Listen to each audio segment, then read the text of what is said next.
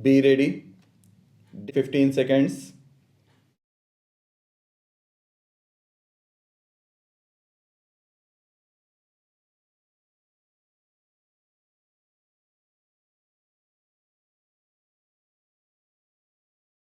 Sir, at the very outset, I congratulate the Ministry of Steel and Mines for its efficient working.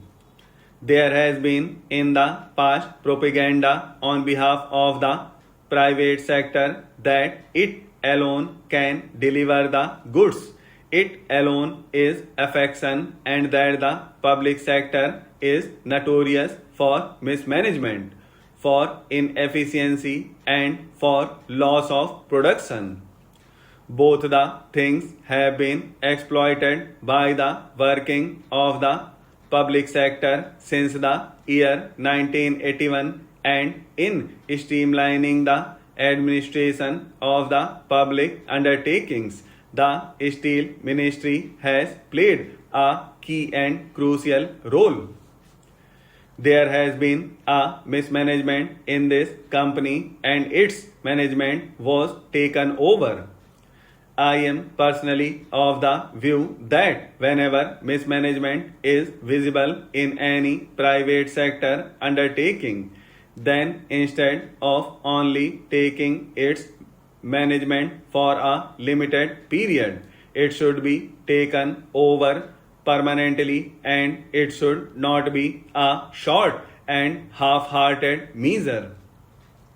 The company should have been taken over, acquired, as it is sought to be done now in the year 1982 itself, once the government comes to the conclusion that the company's affairs are not being conducted in an efficient manner, and when the government has to invest funds to the tune of crores of rupees.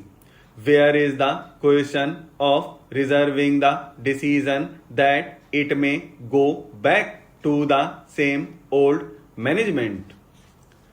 Now, the second thing is that there is a new strategy which is being resorted to by this private business.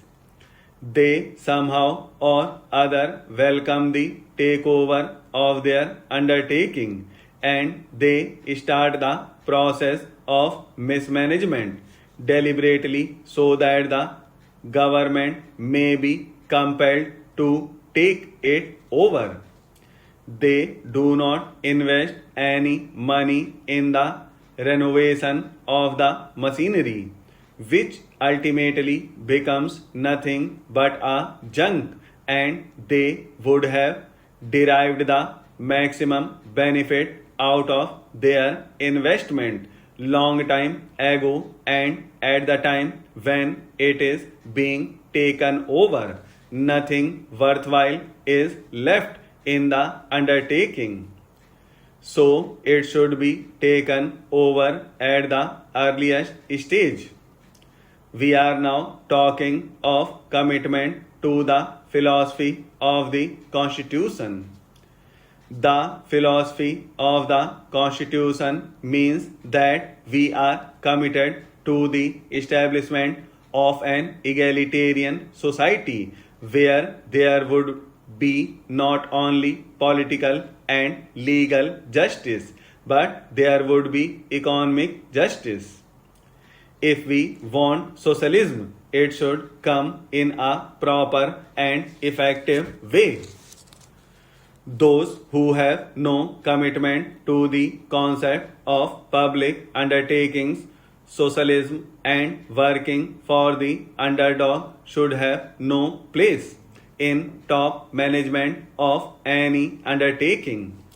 The difficulty lies in that we are half hearted in these matters. We have the mentality of private businessmen, and also we have the concept and the ideal of a public undertaking.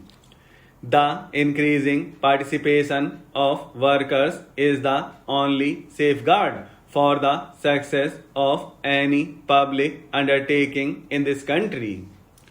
There have been cases of inflated sales and fraudulent transactions about which my honorable friend made a pointed reference. I would submit that the Economic Intelligence Bureau should play an effective role in checking malpractices in such big undertakings. Unless this is done, public undertakings would come in a big way for sharp and hostile criticism for all those who are opposed to the ideology of socialism. As regard 4% interest allowable on the quantum of compensation, my honorable friend has said that this is not fair. The government cannot afford to pay the same amount of higher interest as is done in the case of private sector. The Constitution itself has provided that the quantum of compensation would not be justifiable. It has been done with a deliberate objective. If compensation at market value is to be paid to private individuals, then it would not be possible to take over the undertakings at all. If the shareholders have taken the maximum benefit out of their investment, they should not be paid any compensation and only nominal compensation can be paid. The Constitution allows legislation in that respect. I congratulate the Minister on bringing forward this progressive bill. The steel industry is the basis of our industrial structure. In fact, the extent of industrialization of a country is measured by the amount of steel consumed per head of the population. This industrial undertaking, namely the Iron and Steel Company, is a big industrial complex and it consists of not only an integrated steel plant but also an iron foundry. The company was started initially after the First World War and by 1952 it had increased its capacity to 1 million tonnage.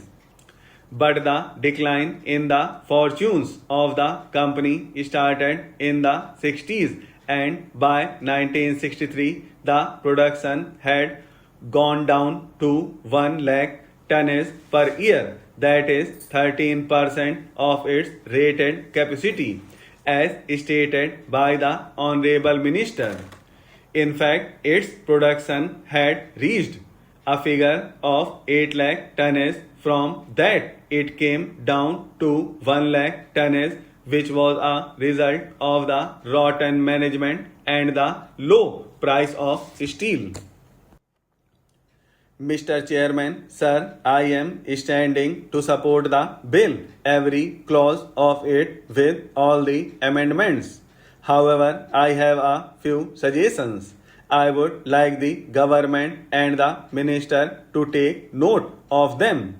The great and important leader of Europe told his ambassadors, if you go to London, go to the share market, then you will feel its pulse and know its health and politics. The share market is controlled remotely or fully by the Company Law Board in our country. So, any amendment to the company law in a progressive way is going to help the growth, economic growth. If it is otherwise, it will be detrimental to the growth. What is happening today in our country in the field of company law and how it is functioning? The company law is represented in the states by the Registrar of Companies. Today, in the eyes of the law, everyone is equal. Whether you are a company with 2 persons or with rupees 20,000 capital or hundreds of shareholders with hundreds and crores of shares. The forms and formats made are the same for everyone.